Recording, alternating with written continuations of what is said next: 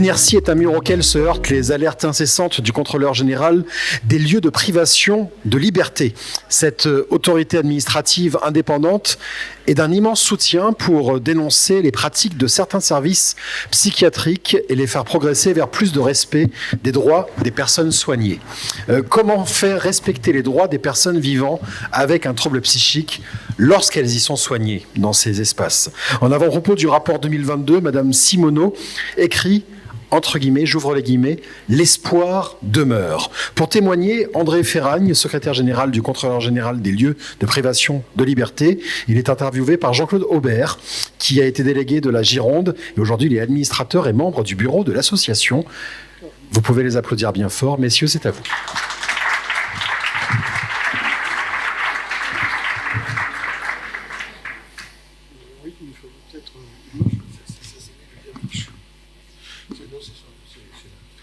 Oui, il est en place. Et voilà. Bon, merci. Oui, bonjour. Donc, vous avez, ceux qui sont là depuis le début, ont entendu tout au long de ces 2 demi-journées la place importante que, depuis sa création, notre association accorde à l'importance grandissante au droit. On l'a entendu hier avec Jean Caneva et la loi de 2005, qui est essentielle. On l'a entendu aujourd'hui encore avec la prestation de compensation du handicap qui s'est ouverte en 2022 à compter du 1er janvier 2023. On ne veut pas vieillir. Bien sûr, on est très, très attaché au respect des droits fondamentaux. Et c'est la raison pour laquelle, tout naturellement, nous avons souhaité aujourd'hui l'intervention du contrôleur général des lieux de privation de liberté à travers son secrétaire général, André Ferragne. Donc, la première question va être la question basique pour celles et ceux très rares qui ne connaîtraient pas l'institution. Donc, Monsieur Ferragne, pouvez-vous rappeler brièvement ou pas son histoire assez récente, ses missions, que ça c'est très important, et préciser ce qu'on entend concrètement par lieu de privation de liberté. Oui, je peux. Mais, merci tout d'abord de votre invitation et de votre intérêt pour le CJLPL, derrière lequel je vois évidemment un intérêt pour les droits que nous sommes chargés de défendre, c'est-à-dire ceux des personnes privées de liberté et en psychiatrie des patients en soins sans consentement. L'histoire du CJLPL, elle est à la fois ancienne et récente. Institutionnellement, le CJLPL a été créé en 2008 par une loi destinée à créer le CJLPL. C'est donc son objet. Il s'agit d'une autorité administrative indépendante. Cette institution a été créée à la suite de courants de pensée, on va dire, qui sont tous les deux nés dans les années 70. L'un est un courant de pensée franco-français et qui porte sur la question de la prison et des conditions de détention à la suite des mouvements des années 70 sur la contestation des QHS, les émeutes en prison, etc. Vous avez, pour certains d'entre vous, ça en mémoire. Et l'autre manière d'approcher le CJLPL est une approche internationale qui vient d'une association en marge des Nations Unies qui porte sur un objet plus précis qui est la question de la prévention de la torture et des traitements cruels, inhumains et dégradants.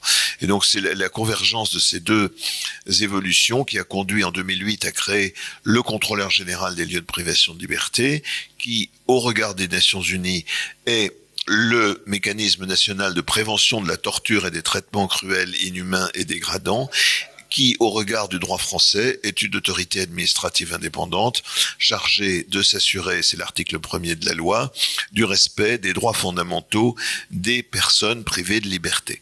Alors, derrière cette notion de droits fondamentaux des personnes privées de liberté, évidemment, ça pose immédiatement 2 questions. La première, c'est de savoir ce que sont les droits fondamentaux, et la deuxième, c'est de savoir ce que sont les personnes privées de liberté. Il n'y a dans la loi de liste ni de l'un ni de l'autre.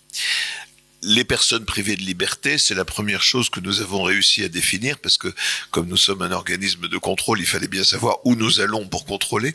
Et donc la question de savoir qui sont les personnes privées de liberté était essentielle, puisque les lieux de privation de liberté, ce sont les endroits dans lesquels il y a des personnes privées de liberté. La loi précise d'ailleurs privé de liberté sur la base de la décision d'une autorité publique. Donc la liste est aujourd'hui claire. Ce sont les prisons, les hôpitaux habilités à recevoir des patients en soins sans consentement, c'est-à-dire que nous ne contrôlons pas toute la psychiatrie, mais seulement l'admission de patients en soins sans consentement, les centres de rétention administrative où l'on héberge des étrangers en situation irrégulière, les zones d'attente, c'est un peu la même chose que les centres de rétention administrative, mais pour les gens qui entrent sur le territoire, et les centres éducatifs fermés, et enfin des lieux de privation de liberté, on va dire, de courte durée, que sont les locaux de garde à vue, ce qu'on assimile à la garde à vue. L'autre question, qui était de savoir que sont les droits fondamentaux, il n'y a pas de définition des droits fondamentaux dans la loi, il n'y a pas de définition des droits fondamentaux dans le reste du droit, et donc nous avons, au fil du temps,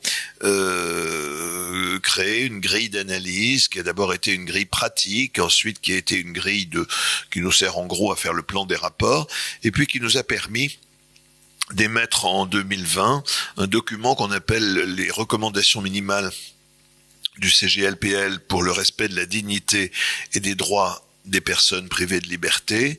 C'est un document que je vous encourage à lire puisqu'il donne une liste à notre sens exhaustive. Ça fait 3 ans que ce document existe, nous n'avons pas pour le moment identifié de lacunes dedans.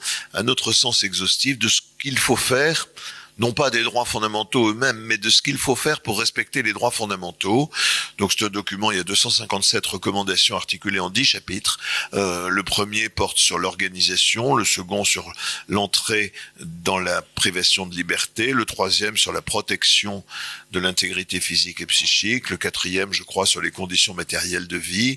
Ensuite, on traite de l'accès aux soins, de l'accès aux activités, des droits civils, civiques et sociaux, des contraintes additionnelles à la privation de liberté, notamment pour ce qui concerne la psychiatrie, de l'isolement et de la contention. Enfin, on trouve des contraintes additionnelles dans toutes les formes de privation de liberté. C'est les fouilles, les menottes, l'isolement disciplinaire, enfin tout ça, ce sont des contraintes additionnelles. Et on finit par un dernier chapitre sur le retour à la communauté, dans lequel il est question de la préparation et de l'accompagnement du retour. Et donc, quand nous faisons des missions, ces missions, c'est-à-dire c'est notre métier, donc nous ne faisons que ça, quand nous allons faire des contrôles dans les établissements, nous contrôlons le respect de l'ensemble de ces 257 recommandations. Est-ce que vous pouvez rapidement dire un mot sur le déroulement d'un contrôle, de sa programmation à l'émission du rapport final qui est déposé chez les personnes vérifiées ?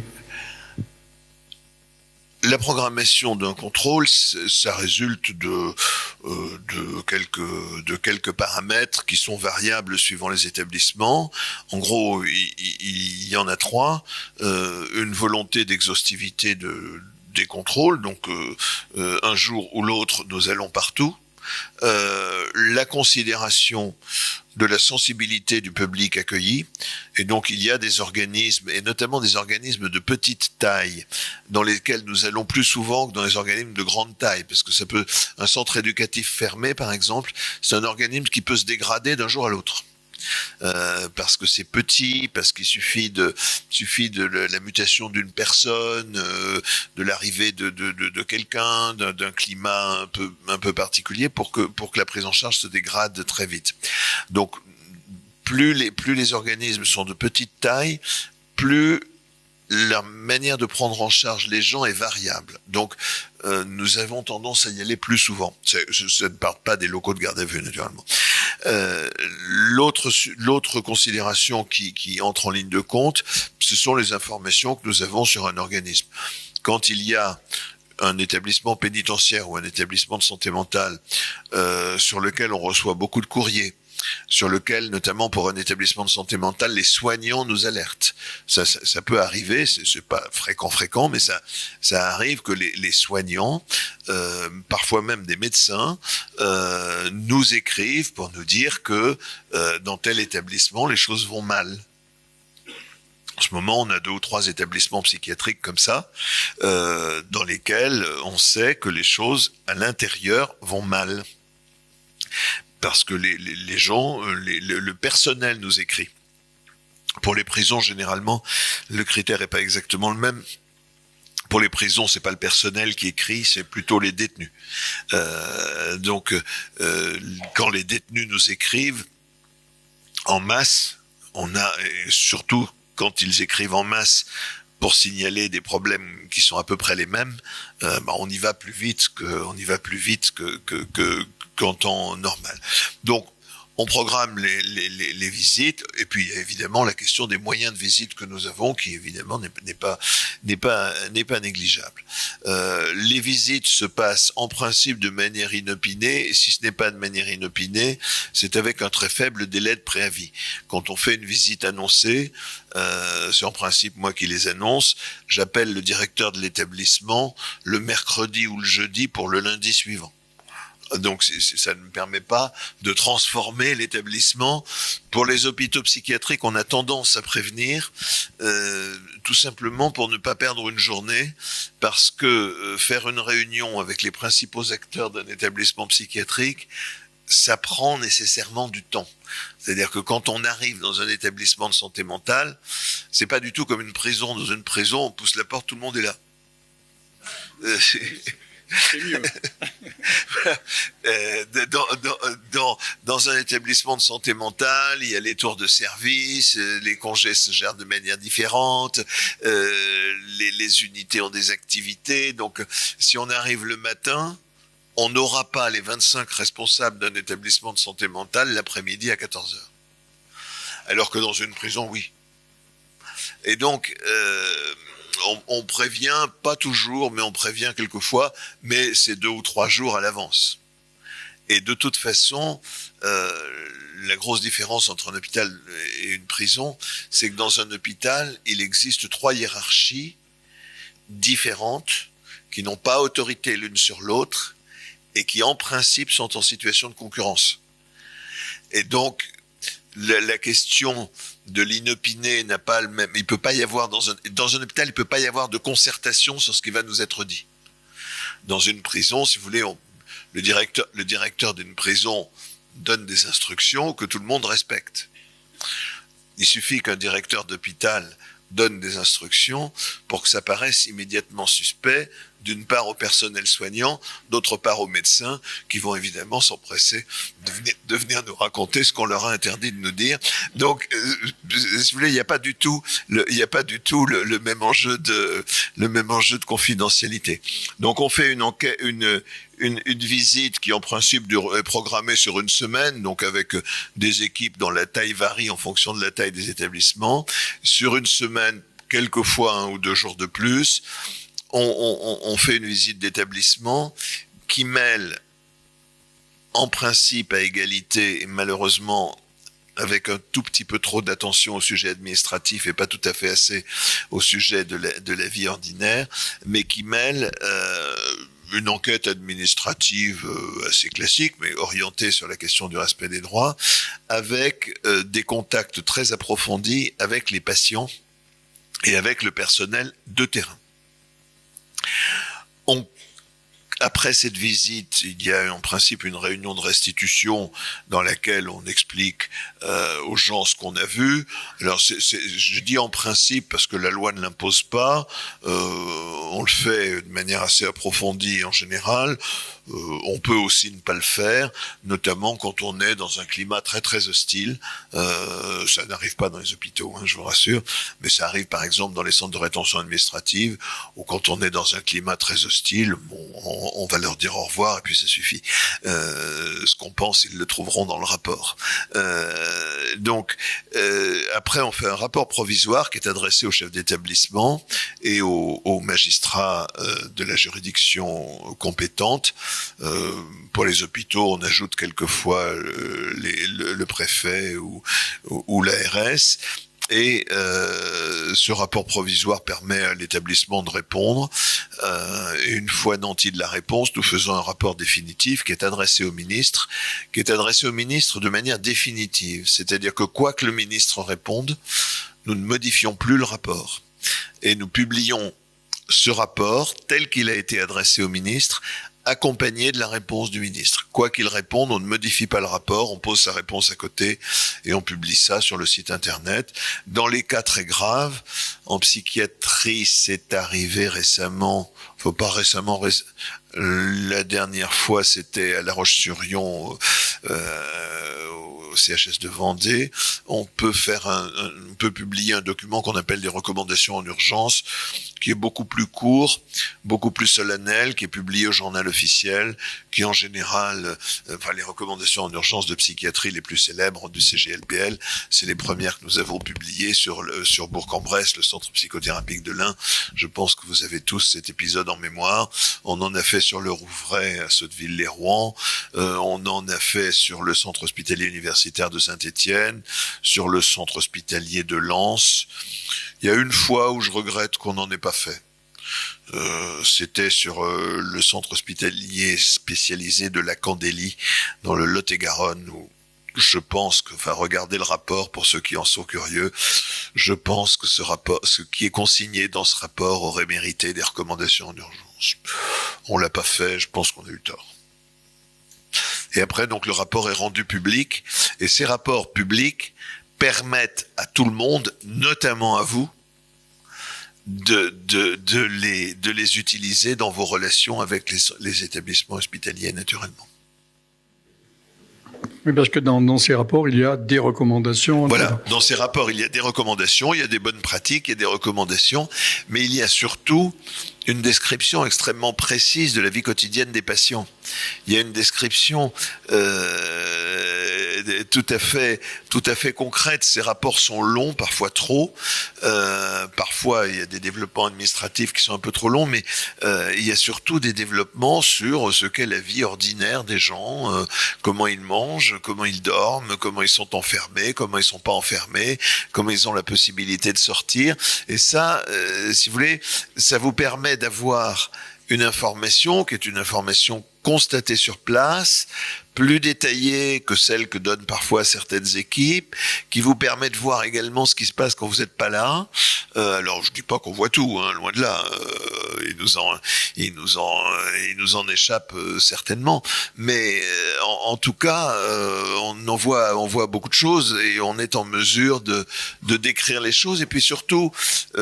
Pour ceux d'entre vous qui sont, j'imagine, les plus nombreux, qui connaissent un établissement, mais pas les autres. C'est-à-dire que vous avez des proches qui sont hospitalisés dans un endroit, qui parfois en ont fait 2 ou 3, mais nous, on visite toute la psychiatrie française. Tous les établissements habilités en soins sans consentement. Donc, ça vous donne... dans vos relations avec les établissements, des éléments de comparaison. Par exemple, l'argument le plus fort que nous avons contre l'isolement et surtout contre la contention, c'est de dire, oui, mais il y a des endroits où c'est les mêmes patients et on ne le fait pas. Donc, puisqu'il y a des endroits où on ne le fait pas, ça prouve que ce n'est pas nécessaire. Donc, quand on vous dit c'est nécessaire, le seul argument sérieux qu'on a, c'est puisque c'est nécessaire, pourquoi ne le fait-on pas partout? Or, la psychiatrie étant, comme vous le savez mieux que moi, sectorisée, les hôpitaux ne choisissent pas leurs patients, ne choisissent pas les pathologies qu'ils ont à prendre en charge. Donc l'isolement, on en fait partout sauf dans un établissement, qui est la Ragne-Montéglin dans les Hautes-Alpes. où il n'y a pas d'isolement. Comment? Chez vous, c'est à Landerneau, oui. Landerneau, oui. À Landerneau, il n'y a pas de... Non. Mais Landerneau, c'est pas un CHS. Mais c'est vrai qu'à Landerneau, il n'y a pas d'isolement. À ma connaissance, ce sont les 2 seuls établissements dans lesquels on peut faire ce constat. En revanche, des établissements ou des pôles dans lesquels il n'y a pas de contention, il y en a. Il y a, là j'étais la semaine dernière à la conférence des présidents de CME, il y a par exemple à La Réunion, je ne sais pas s'il y a des gens de La Réunion dans la salle, à la Réunion, quand même.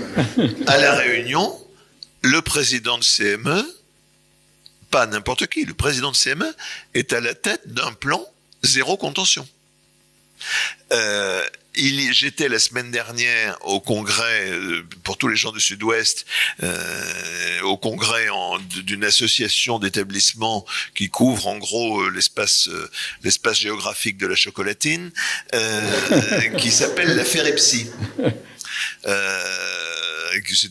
C'était à Béziers, ça va jusqu'à le président et de Montauban, enfin, oui, c'est tout ce Sud-Ouest. À Bordeaux, on dit aussi chocolatine. À Bordeaux, on dit aussi chocolatine, mais je crois qu'il y avait les Bordelais.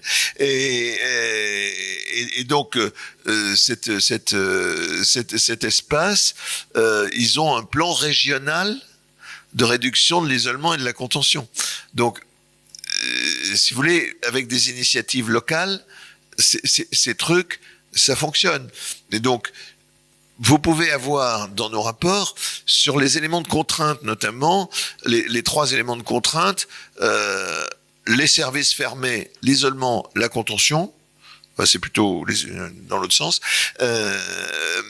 vous avez des éléments de comparaison qui, dans vos échanges avec les établissements, peuvent vous être utiles. Et je vous recommande effectivement ces 2 exemples, Laragne-Montéglin dans les Hautes-Alpes et Landerneau dans le nord du Finistère, qui sont des établissements sans isolement. Et je crois sans service fermé également. Bien, André Ferraille, merci beaucoup pour toutes ces précisions sur vos missions et vos rôles. Et on a oublié, vous avez une attention particulière au personnel également. Très rapidement, je suis désolé. Alors, nous avons une attention. Nous partons du principe que d'abord, c'est le personnel des établissements qui est le premier garant du respect des droits, puisque c'est le personnel au plus près qui met en œuvre les droits. Et donc, les conditions de travail du personnel, ce sont les conditions de vie des patients, et inversement. C'est valable partout. Et donc, c'est pour ça qu'on a une attention particulière au personnel. Dernier point, je voudrais répondre à une question que vous m'avez pas posée. Celle-là, on ne l'avait jamais faite. Elle est pas mal. Si. Elle a déjà été faite. Je voudrais juste profiter de votre attention pour appeler de mon intervention pour appeler votre attention sur la publication très récente, le 6 ou 9 octobre, d'orientation de l'OMS sur la santé mentale. Ces orientations de l'OMS prônent, je cite, la fin de la détention sans consentement et la désinstitutionnalisation de la prise en charge des patients. Donc, regardez ça, c'est un guide pratique, ça ne s'adresse pas aux hôpitaux, ça s'adresse aux législateurs, ce sont des orientations internationales qui prônent justement, en gros, je caricature un tout petit peu la fermeture des établissements de santé mentale et leur remplacement par des établissements de la sphère médico-sociale.